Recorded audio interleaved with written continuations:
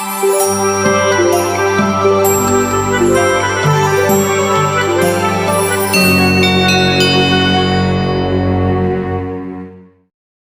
आपका हमारे YouTube channel जसमा स्टडी पॉइंट में स्वागत है। आज हम लेके आए हैं विटामिन्स और पोषण से संबंधित अगला चैप्टर।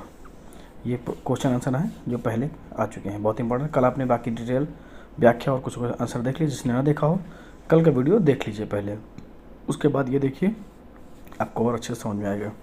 आइए देखते हैं क्वेश्चन पहला। केला, जो एक फल के रूप में अत्यधिक मूल्यवान भोज्य पदार्थ माना जाता है, के प्रति 100 ग्राम में होता है कितनी कैलोरी होती है?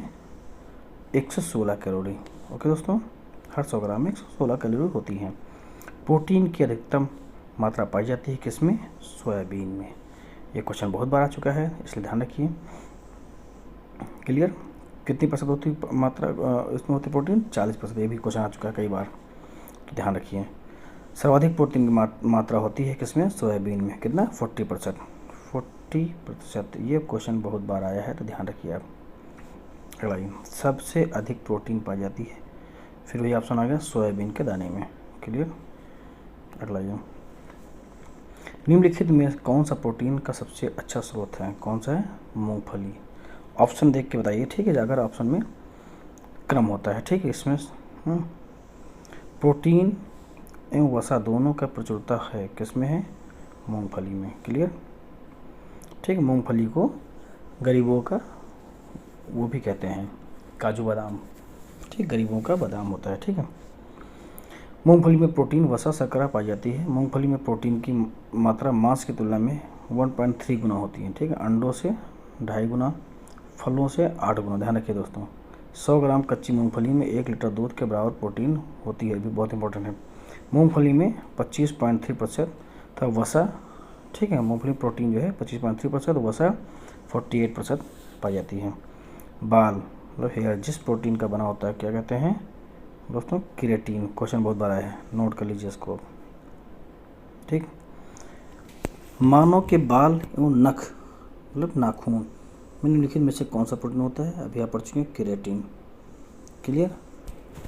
प्रोटीन की प्रचुरता वाले खाद्य पदार्थों में उपस्थित अमीनो अम्ल टायरोसिन के बारे में निम्नलिखित कथनों में से कौन एक सही नहीं है? कुछ सही बताने, सही नहीं है। यह ऊर्जा के स्तर को बढ़ाने में सहायता करता है, सहायता, बिल्कुल सही। यह भावात्मक और पर्यावरण दबावों का सामना कर सकता है, बिल्कुल सही। यह उदासी से लड़ सकता है, बिल्कुल सही। यह बुढ़ापे के लिए उत्तरदायित्व मुक्त मूलकों के विरुद्ध रक्षा कर सकता है, बिल्कुल नहीं। ठीक, अगर ऐसा हो तो आदमी बुढ़ा ही ना हो। ओके, लाइए, ठीक है, डिटेल देख लीजिए आप। आगे ही पढ़ते हैं। गेहूँ में रोटी बनाने के गुणों को प्रभावित करने वाला पदार्थ क्या है? ग्लूटीन।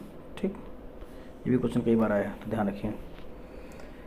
व्याख्या पढ़ लीजिए और क्लियर है। गेहूँ में रोटी सख्त गेहूँ के आटे की बनाई जाती है। सख्त कठोर गेहूँ में ग्लूटीन नामक प्रोटीन की मात्रा अधिक होती है, जबकि मुलायम गेहूँ में ग्लूटीन की मात्रा कम होती है। क्लियर? एक कठोर परिश्रम करने वाले पुरुष की दैनिक ऊर्जा की आवश्यकता होती है कितनी? 4000 कैलोरी। क्लियर? आगे आइए। एक गिलास पानी में कितनी कैलोरी मिलती है? ठीक, तो पानी में 0 कैलोरी। ध्यान रखिए दोस्तों, ये क्वेश्चन बहुत बड़ा है और बहुत बार लड़कों ने गलत किया है, तो इसको गलत नहीं करना है आपको। भोजन का प्रमुख अंग है क्या है? कार्बोहाइड्रेट। क्लियर? लंबे समय की कसरत का मुख्य ईंधन क्या होता है? तो कार्बोहाइड्रेट होता है। अगला, ये हमारे शरीर में अम्लीयता तथा क्षारकता के बीच जो तत्व संतुलन बनाए रखता है क्या है? फास्फोरस। क्लियर? फास्फोरस है। निम्नलिखित में से कौन सा यौगिक मानव शरीर में संग्रहित रहता है? नहीं रहता है। ठीक, बताना नहीं रहता है। कौन सा है? एमिनो अम्ल। ठीक, ये नहीं रहता है। निम्न में से किस फल में लौह प्रचुर मात्रा में पाया जाता है? किसमें? करौंदा में। क्लियर? करौंदा में लौह प्रचुर मात्रा में होता है। ठीक है। करौंदा एक आवृतजीवी पौधा है। क्लियर? एक आवृतजीवी है जिसके फल में विटामिन सी तथा लौह प्रचुर मात्रा में पाया जाता है। विटामिन सी घाव को भरने में उपयोगी होता है तथा लौह पदार्थ हमारे रक्त में हीमोग्लोबिन में पाया जाता है। अब अगला बताना है, निम्न खनिजों पर विचार कीजिए। कैल्शियम, लौह और सोडियम। उपरोक्त खनिजों में से मानव शरीर में पेशियों में संकुचन के लिए किन की आवश्यकता होती है? तो ये सभी की आवश्यकता होती है। ठीक, 1 2 3 तीनों की होता है। अगला ये, पालक के पत्तों में निम्नलिखित में से किसकी मात्रा सबसे अधिक होती है? किसकी होती है दोस्तों? आयरन की। क्लियर? पालक के पत्तों में सर्वाधिक मात्रा आयरन की होती है। आयरन शरीर में हीमोग्लोबिन तथा साइटोक्रोम एंजाइम का घटक है। शरीर में लौह की कमी हो जाने पर अरक्तता, एनीमिया हो जाती है। शरीर की सुरक्षा तंत्र भी दुर्बल हो जाती है। ठीक, निम्नलिखित में से कौन लौह का अच्छा स्रोत है? कौन है? पालक। लौह का अंश सबसे अधिक पाया जाता है किसमें? तो हरी सब्जियों में। क्लियर? बासमती चावल के दाने पकाने पर लंबे हो जाते हैं क्योंकि उसमें बाहुल्य होता है किसका? एमाइलोज का। ठीक, एमाइलोपेक्टिन। ठीक है, सामान्यतः चावल के लंबे दाने वाली किस्मों जैसे बासमती में एमाइलोज में अधिक मात्रा पाया जाता है। ठीक है, आइए, निम्नलिखित में से किसकी उपस्थिति के कारण दूध में मिठास आ जाती है? ठीक, ये भी अभी आपको आ चुका है, लैक्टोज की। ठीक है, लैक्टोज की उपस्थिति के कारण मिठास आती है। ये अब आपने व्याख्या में कल के वीडियो में देखा आपने, नहीं तो आप वीडियो कल का देख लीजिए।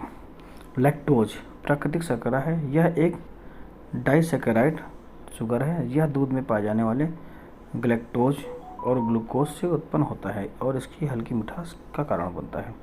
दूध में विद्यमान सैकेराइड है, क्या है? लैक्टोज है। ओके, दूध किस बैक्टीरिया के कारण खराब होता है? किसके कारण? लैक्टोबैसिलस। ठीक है, ये बैक्टीरिया का नाम आता है के कारण खराब होता है। क्लियर?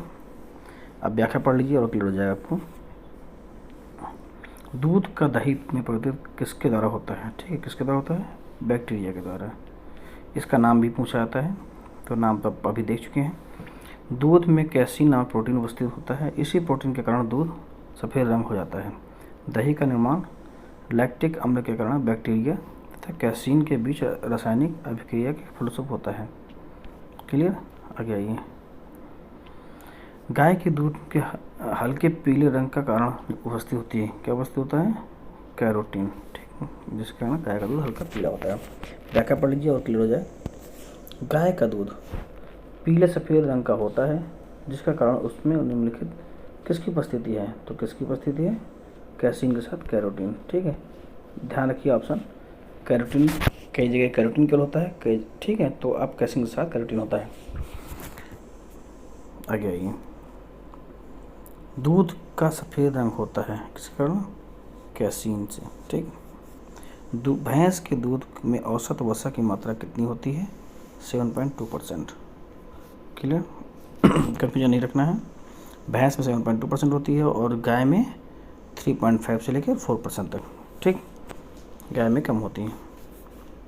आगे आइए, दूध को पचाने के लिए आवश्यक एंजाइम रेनिन और लैक्टोज मानव शरीर में कितने वर्ष की आयु में लुप्त हो जाते हैं? देखिए, इसका क्वेश्चन डिस्प्यूटेड आंसर था, ऑप्शन था, तो इसलिए आयोग ने इसको रद्द कर दिया था। अब ऑप्शन देख लीजिए, वो व्याख्या देख लीजिए, जैसे कि कभी क्वेश्चन है तो आप क्वेश्चन सही मार के आएँ। अनेक स्तनियों में जठर रस में दुग्ध प्रोटीन्स के पाचन हेतु रेनिन नामक एंजाइम पाया जाता है। मानव में के जठर रस में इसकी उपस्थिति संदिग्ध है। संभवतः शिशुओं में जठर रस में यह होता है, किंतु वयस्कों के जठर रस में नहीं होता है। वयस्कों में दुग्ध प्रोटीन्स के पाचन का श्रेय पेप्सिन नामक एंजाइम को ही दिया जाता है। ठीक, पेप्सिन, ये ध्यान रखिए, भी इम्पोर्टेंट है। सामान्यतः रेनिन और लैक्टोज एंजाइम मानव शरीर में 2 या 3 वर्ष की आयु में क्षीण होना शुरू हो जाते हैं और 6 से 15 वर्ष की आयु के में मध्य पूर्णतः लुप्त होता है। ठीक है, 6 से 15। ठीक, तो इसमें ऑप्शन दिया नहीं था, इस वजह से इसको गलत मान लिया गया। दुग्ध प्रोटीन को पचाने वाला एंजाइम है, कौन है? रेनिन। क्लियर दोस्तों? कैसीन दुग्ध होता है, यह होती है, क्या होती है? प्रोटीन। ओके, दूध का धवल रंग निम्नलिखित में से किसके उपस्थिति कारण होता है? अभी आप देखिए कैसीन के कारण। आप व्याख्या आप लोग पुश करके पढ़ लीजिए एक बार ज़रूर। मैं सीधा क्वेश्चन से देख रहा हूँ, व्याख्या से आपको कॉन्सेप्ट क्लियर हो जाएगा। निम्नलिखित में से कौन सी प्रोटीन दूध में पाई जाती है? कौन सी? कैसीन। शरीर में ऊतकों का निर्माण होता है, ठीक, कहाँ? प्रोटीन से होता है, ठीक, क्लियर। मानव शरीर की धीमी वृद्धि निम्न में से किसकी कमी के कारण होती है? किसकी? प्रोटीन की कमी के कारण, क्लियर। अणु और उपस्थित तत्व, ठीक, बताना आपको। देखिए आपको ऐसे हो जाएगा, B12 क्या है? कोबाल्ट, ठीक, हीमोग्लोबिन लोहा, क्लियर हो गया, ठीक। 2 से आपका आंसर मिल जाएगा, दिखाते हैं आपको। ए का क्या था? ए का बी, ए का 2 और बी का 4। देखिए ए का 2 और ए का 2 और बी का 4, अब और नीचे कहीं है नहीं तो ऑप्शन ए होगा। देखिए ऐसे टिक करिए आप, अगर नहीं आता है तो ऐसे मारिए, जल्दी आ जाएगा, ठीक है। बाकी अब आंसर देख लीजिए। पीतल तांबे तो सब नॉर्मल होता है, लेकिन ये मैंने दिखाया एग्जाम्पल के लिए। आगे आइए, बताना है कौन सा सुमेलित नहीं है, ठीक दोस्तों, नहीं बताना है। तो क्लोरोफिल मैग्नीशियम सही है, हीमोग्लोबिन आयरन बिल्कुल सही है, ठीक। खनन का नमक, खाने का नमक सोडियम बिल्कुल सही है, और कपड़े धोने का साबुन सोडा पोटेशियम बिल्कुल गलत है। ये क्या है? सोडियम कार्बोनेट होता है, ओके दोस्तों, ध्यान रखिएगा। फिर मिलाना है, धातु और मिलाना है, ठीक है। आइए देखते हैं विटामिन B12, देखो ये बहुत बड़ा है, मैंने इंपॉर्टेंट लिखवाया था इसमें। B12 मतलब कोबाल्ट, सॉरी B12 कोबाल्ट, ठीक। हीमोग्लोबिन लोहा, अभी ऊपर आप देख चुके हैं, वही सेम है, ऑप्शन भी सेम है, ठीक, ऑप्शन अलग है इसके। और ये लोहा हो गया, B12 हीमोग्लोबिन लोहा हो गया, ठीक। और क्लोरोफिल क्या हो गया? मैग्नीशियम, सेम ऑप्शन है, 1-2 ऑप्शन चेंज कर देता है आयोग। चैल्कोपायराइट, ठीक है, ये क्या है? तांबा, क्लियर। आगे आइए, विटामिन बताना है, ठीक है। ये तो सबको रटा होना चाहिए। B12 बताइए, ये अब ये तो आपको रट गया होगा। अब आप लोग अपना आंसर करिए, ठीक, खोजिए। ये सारे इतनी बार आ चुके हैं क्वेश्चन, अगर आपने कल का वीडियो नहीं देखा तो एक बार देख लीजिए, ओके। आइए देखते हैं अगला क्वेश्चन। निम्नलिखित में से कौन सा एक युग्म सही सुमेलित नहीं है? सुमेलित है, सॉरी, ठीक, सही सुमेलित है बताना है। तो सुमेलित कौन सा है? विटामिन B12 रेटिनल गलत है, इसमें सही सुमेलित है विटामिन B12 और रिबोफ्लाविन, ठीक। विटामिन शायद आपको रटे होने चाहिए, उंगली होनी चाहिए, ऑप्शन नहीं देखना पड़ेगा। कौन सूक्ष्म तत्व नहीं है? नहीं बताना कौन से? गंधक नहीं है सूक्ष्म तत्व, ठीक। आगे देखते हैं अगला क्वेश्चन। अगला है, पपीता में मुख्यतः कौन सा विटामिन पाया जाता है? कौन सा पाया जाता है दोस्तों? विटामिन C, ठीक, ध्यान रखिएगा। पपीते का मुख्यतः विटामिन C प्रचुर मात्रा में पाया जाता है। मुख्यतः पपीता vitamin A, vitamin B1, B2 का भी स्रोत है, परंतु इसमें विटामिन C की मात्रा सर्वाधिक होती है। निम्न में से कौन विटामिन A का प्राकृतिक स्रोत नहीं है बताना, ठीक, कौन सा नहीं है? विटामिन D में नहीं होता है, ठीक। अल्फा कैरोटीन एक प्रोटीन है, ओके, कौन है? त्वचा में उपस्थित है कैरोटीन, क्लियर। आगे आइए, अल्फा कैरोटीन एक प्रोटीन है जो कि त्वचा में उपस्थित होता है। यह कैरोटीन कैरोटीन का एक प्रकार है कि जल में अघुलनशील तथा संरचनात्मक तथा तंतुवत होते हैं। सींग, नाखून, खुर, बाल इत्यादि अल्फा कैरोटीन पाए जाते हैं, क्लियर। आइए आगे देखें, बताना आगे क्या है कि कौन से तत्व सभी प्रोटीनों में विद्यमान होते हैं, ठीक, बताना है सभी प्रोटीन में विद्यमान होते हैं, सही बताना है, ठीक है। कार्बन होते हैं, बिल्कुल। हाइड्रोजन बिल्कुल, ऑक्सीजन बिल्कुल होते हैं, नाइट सभी होते हैं, 1 2 3 4 सभी, ओके। आइए आगे आइए, डिटेल में लिखा हुआ पढ़ लीजिए। निम्नलिखित में से कौन प्रोटीन को विकृत नहीं करता? नहीं करता कौन? अवरक्त किरणें, ठीक। अगला आइए, तरुण तथा वृद्ध व्यक्तियों में प्रोटीन की आवश्यकता है, बताइए। वृद्ध में उच्चतर, ठीक, और तरुणों में न्यूनतर होती है, क्लियर। प्रोटीन त्वचा, मांसपेशियों, हड्डियों, कोशिकाओं के विकास के लिए आवश्यक होते हैं। इनकी कमी में मानव शरीर की वृद्धि धीमी हो जाती है। वृद्धों में तरुणों की अपेक्षा प्रोटीन की अधिक आवश्यकता होती है। सामान्य क्रियाशील महिलाओं के लिए प्रोटीन की उपयुक्त दैनिक मात्रा है, ठीक, कितना, 45। क्लियर। आगे आइए, दूध पिलाने वाली माँ के प्रति दिन आहार में कितने ग्राम प्रोटीन की आवश्यकता होती है, कितने, 70 ग्राम। आया था, ऑप्शन था 65-70 ग्राम होता है मोस्टली, ठीक है। तो 70 जो भी नज़दीक हो आपको ही टिक करना है। आगे ये देखिए यहाँ दिया हुआ भी है 65-70 ग्राम, ठीक है। और जो आपको नज़दीक लगे नियरेस्ट। अगला ये, बोतल का दूध पीने वाले बच्चे की तुलना में माँ का दूध पीने वाले बच्चे निम्नलिखित में से कौन से विशिष्ट लक्षण होंगे, कौन सा, वह मोटा कम होगा, बिल्कुल सही। उसमें रोगों का प्रतिरोध करने की क्षमता अधिक होगी, बिल्कुल। उसे विटामिन और प्रोटीन अधिक मिलते हैं, बिल्कुल। अगला है, उसकी लंबाई में असमान, बिल्कुल गलत। ओके दोस्तों, बिल्कुल गलत हो जाएगा, ठीक है। आइए अगला ऑप्शन है, स्टार्च है एक, क्या है स्टार्च, क्या है, पॉलीसेकेराइड है, ठीक। स्टार्च है, पॉलीसेकेराइड है, चलिए। ये कार्बोहाइड्रेट है, स्टार्च, पॉलीसेकेराइड कार्बोहाइड्रेट है। अगला आगे देखते हैं, स्टार्च और सेलुलोज के बारे में निम्नलिखित कथनों में से कौन सा सही नहीं है, ठीक। तो कौन सही नहीं है, आयोडीन के साथ दोनों रंग प्रदान करते हैं, बिल्कुल गलत। आगे आइए, निम्नलिखित में से किस विटामिन को हार्मोन्स माना जाता है, किसको, विटामिन डी को क्या माना जाता है, हार्मोन्स माना जाता है। फैक्ट बहुत इंपॉर्टेंट है, ध्यान रखिए। विटामिन डी के सृजन में निम्न में से कौन पाया जाता है, ठीक, कौन है, कैल्सीफेरॉल। क्लियर। निम्न में से कौन सा एक कथन सही नहीं है, तो कौन सा कथन है, दूध में कोई भी विटामिन नहीं होती, बिल्कुल बिल्कुल गलत। दूध में कौन सी विटामिन होती है, vitamin B1, B2, niacin, B6, B12। Clear. आगे आइए, निम्नलिखित में से किसे कुपोषण होता है, किसे होता है, अतिपोषण, ठीक, अतिपोषण होता है। अल्पोषण को भी असंतुलित, दो तीनों, जब सर्वाधिक पोषण हो जाए तो वो भी पोषण होता है, या कम पोषण हो वो भी होता है, और असंतुलित पोषण भी कहलाता है पोषण, ठीक, ध्यान रखिएगा। अगला, कथनों पर विचार कीजिए, बताना क्या है, कथन सत्य है बताने, ठीक। आइए देखते हैं, पहला, मानव भोजन में वसा अम्लों का एक भाग होना चाहिए, बिल्कुल सही है। सामान्य भोजन 75 ग्राम वसा होनी चाहिए, बिल्कुल सही है, ठीक। अगला क्या है, मानव शरीर कोशिकाएं किसी भी प्रकार की वसा अम्लों का संश्लेषण नहीं कर सकती, बिल्कुल गलत, कर सकती हैं। आवश्यक वसा अम्लों की अनुपस्थिति में न्यूनता रोग उत्पन्न होता है, बिल्कुल सही। 1, 2, 4 किसमें है, 1, 2, 4, ये आपका आंसर हो गया। क्लियर।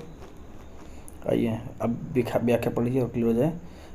अलसी किसका प्रचुर स्रोत है, किसका है दोस्तों, अलसी ओमेगा 3 वसी अम्ल का। क्लियर। अलसी ओमेगा 3 का प्रचुर स्रोत है। ये हृदय में जो नलिकाएं होती हैं उनमें वसा का जमाव को रोकता है, ठीक है, बहुत इंपॉर्टेंट होता है। अगला देखते हैं, निम्नलिखित में से कौन सा अल्फा लिनोलेनिक अम्ल का 18 कार्बन युक्त ओमेगा 3 फैटी अम्ल का सर्वोत्तम स्रोत है, कौन है, अलसी। अभी आप पढ़ चुके हैं, ठीक। जिसने भी कल का वीडियो नहीं पढ़ा, हमारा इसके पहले का चैप्टर इसी का पार्ट है, वो पढ़ लीजिए, तभी पढ़िए और आपको क्लियर हो जाएगा, सारे क्वेश्चन फंसेंगे। दूध में प्रोटीन और कार्बोहाइड्रेट के अतिरिक्त पोषणदायक अन्य तत्व में सम्मिलित है, कौन है, कैल्शियम और पोटेशियम। क्लियर दोस्तों, ये क्वेश्चन बहुत बार आ चुका है। निम्नलिखित कथनों पर विचार कीजिए, बताना है आपको, ठीक है। विटामिन बलवर्धक तत्व हैं जिनकी अच्छे स्वास्थ्य के लिए थोड़ी मात्रा में आवश्यकता होती है, बिल्कुल सही है, ठीक है, होती है। विटामिन हानिकारक बैक्टीरिया को मारकर शरीर को स्वस्थ रखने में सहायक होते हैं, बिल्कुल गलत। क्लियर। ए सही और आर गलत है। व्याख्या पढ़ लीजिए और क्लियर हो जाएगा। आइए देखते हैं, मानव आहार में ग्लाइसिन, सेरिन और टाइरोसिन अनिवार्य रूप से शामिल होने चाहिए, बिल्कुल ठीक है, ये गलत है। अगला देखिए, एमिनो और अनिवार्य एमिनो अम्ल मानव शरीर में संश्लेषित नहीं होते हैं, क्या था, बिल्कुल सही, संश्लेषित नहीं होते हैं, ठीक है। आइए इसकी व्याख्या पढ़ लीजिए और क्लियर हो जाए आपको। ग्लाइसिन, सेरिन, टाइसोलिन, ठीक है, अत्यधिक अमीनो अम्ल मानव शरीर में निर्मित होते हैं। स्तनियों में 20 प्रकार के अमीनो अम्ल में से 10, ठीक है, अनानिवार्य और अमीनो अम्ल होते हैं। शेष 10 स्तनीय भोजन से ही प्राप्त होते हैं। क्लियर। इन्हें तात्विक अनिवार्य अमीनो अम्ल कहते हैं, अतः अनिवार्य अमीनो अम्ल मानव शरीर में संश्लेषित नहीं किए जाते हैं। क्लियर। ध्यान रखिए दोस्तों फैक्ट। देखिए, निम्नलिखित में से भोज्य पदार्थ में किसमें सभी अनिवार्य अमीनो अम्ल उपस्थित होते हैं? तो किसी में नहीं होते हैं, आप डिटेल पढ़ लीजिए और क्लियर हो जाए। सोयाबीन तथा पशुओं में व्युत्पन्न खाद्य पदार्थ जैसे दूध, अंडा, मछली, मांस पाए जाने वाले प्रोटीन सभी अनिवार्य अमीनो अम्ल से युक्त होते हैं तथा इसे संपूर्ण प्रोटीन कहते हैं। सोयाबीन ऐसा एकमात्र गैर पशु व्युत्पन्न प्रोटीन का स्रोत है जिसमें सभी अनिवार्य अमीनो अम्ल पाए जाते हैं। क्लियर। तो ध्यान रखिए दोस्तों। देखिए अब क्या क्यों गलत माना गया, दिए गए चावल को छोड़कर शेष सभी तीनों भोज्य पदार्थों में सभी अनिवार्य अम्ल पाए जाते हैं। तो ध्यान रखिए दोस्तों, इसीलिए इसको गलत कहा गया। ठीक है, चावल छोड़ सभी में पाया जाता है पर्याप्त। हमारे शरीर में त्वचा तल के नीचे विद्यमान वसा निम्नलिखित में से विरुद्ध अवरोधक का काम करती है। किसके? शरीर की ऊष्मा का क्षय के विरुद्ध। ठीक है, आगे ये देखते हैं, अगला क्वेश्चन देखते हैं। निम्नलिखित में किसके चयापचयी प्रक्रम में अधिकतम ऊर्जा मिलती है? किसके? वसा के। क्लियर। 9.3 होती है। ध्यान रखिए दोस्तों, वसा में ऑक्सीकरण में 9.3 मिलती है। क्लियर दोस्तों, कंफ्यूज नहीं होना है। आगे आइए। अधिकांश प्राणियों के जीवित पदार्थों का लगभग 80% पदार्थ है। क्या है? प्रोटीन। चलिए अब आपको देखना है। असंतृप्त वसा संतृप्त वसाओं की तुलना में अधिक अभिक्रियाशाली होते हैं। बिल्कुल। असंतृप्त वसाओं की संरचना में केवल एक आबद्ध होता है। गलत। ठीक, आइए देखते हैं, डिटेल पढ़ लीजिए, व्याख्या आपको और क्लियर हो जाएगा। आगे आइए। अन्य पशुओं की भांति अन्य पशुओं के मांस की तुलना में मछली का उपयोग स्वास्थ्यकर माना जाता है, क्योंकि मछली में क्या होता है? बहुअसंतृप्त वसा अम्ल। ठीक है, मतलब कि जो बहुत ही ज़्यादा लाभकारी होता है और हृदयघात के लिए बहुत इंपॉर्टेंट होता है। मतलब हृदय संबंधी रोग कम होते हैं इससे। आगे आइए। आहार उत्पादों के विक्रय में जुटी एक कंपनी यह विज्ञापित करती है कि उसमें उत्पादों में ट्रांस फैट नहीं होता है। ठीक, उसके इस अभियान का उपभोक्ता के लिए क्या अनिवार्य है? तो बताने आपको सही है कौन से, इनमें से कौन से बताने हैं सही। ठीक है, बताइए। कंपनी का आहार उत्पाद हाइड्रोजनीकृत तेलों से नहीं निर्मित किए जाते हैं। बिल्कुल सही। कंपनी के आहार उत्पाद पशु उत्पन्न वसा तेलों से नहीं निर्मित किए जाते हैं। बिल्कुल सही। कंपनी के द्वारा प्रयुक्त तेल संभवतः उपभोक्ताओं के हृदय वाहिका स्वास्थ्य को क्षति नहीं पहुंचाएगा। हाँ बिल्कुल, सारे मानक रखे जाते हैं, लेकिन कंपनी मिलावट चक्कर में ये मानक फेल हो जाते हैं। ठीक है, और ये बहुत इंपॉर्टेंट फैक्ट थे, क्वेश्चन थे, सारे क्वेश्चन आए हुए हैं, इसलिए सभी क्वेश्चन इंपॉर्टेंट है अपने आप में। फिर मिलेंगे अगले वीडियो में अगले चैप्टर के साथ। बहुत धन्यवाद।